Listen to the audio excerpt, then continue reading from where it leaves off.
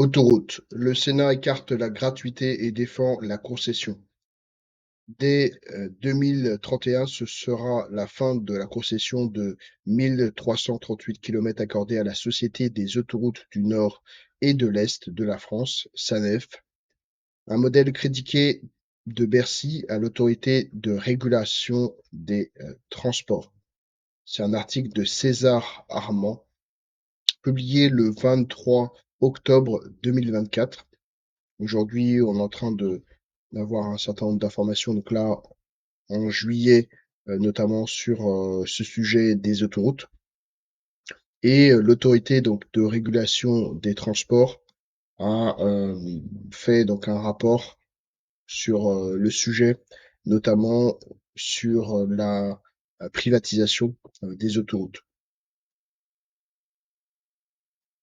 Quelle est la différence entre un boulanger et un concessionnaire autoroutier? Le boulanger est propriétaire de son fonds de commerce et de ses profits. Le concessionnaire autoroutier, lui, réalise des bénéfices pour rembourser des investissements au service d'actifs qui devra céder à terme. Donc on a les autoroutes qui ont été financées par l'argent de l'État, donc des contribuables. Pendant un long moment, ça a été public, notamment l'entretien des autoroutes. Et il y a eu donc un contrat de concession qui a été effectué avec des sociétés privées qui ont permis de délester l'État de cet important investissement à réaliser chaque année. Et les autoroutes ont dégagé un grand nombre de bénéfices. Ça a permis, bon, il y a eu une augmentation aussi des prix. Et certains se demandent si la gratuité est mieux que la concession d'entreprises privées.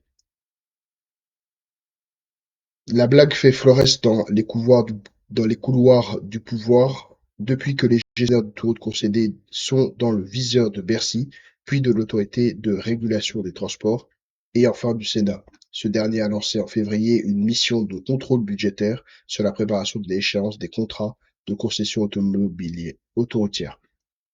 Et pour cause, plusieurs arriveront à terme au cours de la prochaine décennie, dès 2031, pour les 1338 km accordés à la Société des autoroutes du Nord et de l'Est de la France, SANEF.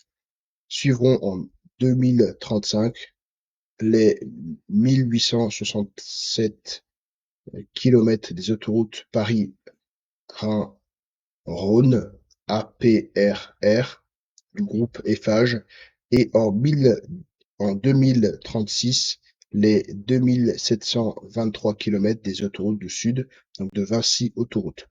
Donc dans le rapport de l'autorité de régulation des transports, on voit le grand nombre d'entreprises qui ont pu bénéficier de ces concessions. Et on va voir par un petit schéma pourquoi la privatisation des autoroutes est nécessaire pour le bien, de cette façon, du budget de l'État. Ce qu'on a pu voir avec le service public, notamment avec la SNCF, mais aussi EDF et tous les services publics, la tendance à l'augmentation des dépenses est constante, puisque les personnes qui travaillent dans ces services ne vont pas voter elles-mêmes pour une baisse de leur salaire ou une baisse, d'une certaine façon, de leurs investissements. Parfois, il y a, et là on va voir donc sur le graphique, soit il y a en fait une baisse ou un maintien des recettes, soit il y a une augmentation des dépenses. Donc on a en vert une courbe de recettes qui stagne globalement, une courbe de dépenses qui augmente puisque mécaniquement, en augmentant le nombre de salariés, en augmentant les salaires et en augmentant les investissements, les dépenses ont tendance sur le long terme, que ce soit pour des entreprises ou que ce soit surtout pour des administrations, à augmenter. La petite différence, c'est que les entreprises, dès lors qu'il y a une baisse du marché, finalement, elles vont diminuer les investissements, ne plus embaucher ou renvoyer des personnes, elles ont la nécessité pour survivre de maintenir un constant et surtout in fine en équilibre. Tandis que les administrations, on a pu le voir avec un grand nombre de sociétés de transport en France, bénéficient du soutien public dès lors qu'elles font faillite ou sont proches de faire faillite, par exemple EDF, l'État va intervenir.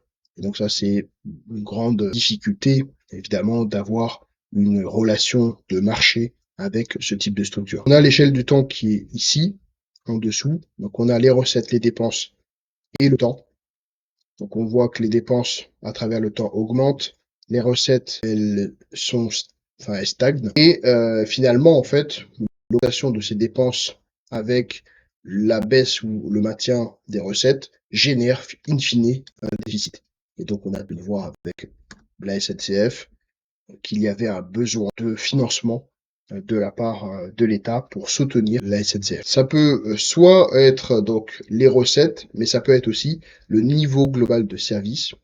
Donc c'est un autre indicateur qui en fait cache de cette façon le déficit de l'entreprise. Donc par exemple, l'entreprise va baisser son niveau de maintenance, son niveau d'investissement, où il va avoir plus de retard, moins de disponibilité finalement des outils qui doivent être en fonctionnement pour l'entreprise. Donc, par exemple, EDF, ça va être, alors c'est pour différents soucis, mais ça peut être de la maintenance.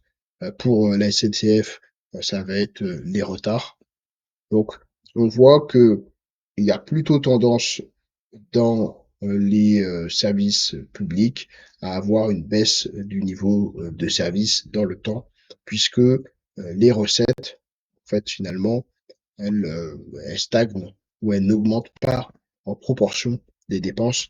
Par exemple, j'ai entendu qu'il allait avoir 7 nouveaux services de contact pour les impôts. Et en fait, on n'arrive pas, enfin, personne n'arrive à les contacter de cette façon, si j'exagère un peu. Et en fait, on est en train de créer encore des nouveaux services pour pouvoir faire en sorte d'être contacté. Donc là, c'est vraiment le niveau global de service qui est en diminution mécanique. Tout ça pour dire que lorsque les autoroutes sont privatisées, il y a en fait une logique.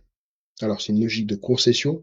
Donc, c'est un peu particulier. C'est un contrat qui, sur plusieurs années, lie l'État et les entreprises. Et s'il est respecté, normalement, il y a une création de valeur. On a pu voir que sur les autoroutes, désormais, on a beaucoup moins d'attentes lors des péages. Il y en a même d'ailleurs qui sont en train de proposer des péages où il y a une facturation après. Donc, c'est-à-dire que vraiment, le niveau de service a augmenté. Donc, c'est-à-dire qu'on peut rouler évidemment plus longtemps, être beaucoup moins à l'arrêt. Donc ça, c'est vrai que ça crédite la thèse de la privatisation qui a généré en fait une valeur, qui est une valeur temps finalement, qui est intéressante. Donc, sur la question des autoroutes, on peut constater que aujourd'hui il y a une amélioration du service, malgré le fait évidemment que la valeur est plus chère qu'il y a plusieurs années, voire même évidemment plus cher que quand on propose la gratuité. Et ça permet de effectuer par les équipes, tandis que lorsqu'on rend gratuit des autoroutes, ça génère des coûts qui ne sont pas maîtrisés finalement par l'autorité publique. Et donc c'est évidemment là quelque chose qu'il faut éviter dans le cadre budgétaire dans lequel on est. Merci à vous d'avoir regardé cette vidéo. N'hésitez pas à liker, à vous abonner et on se retrouve très bientôt.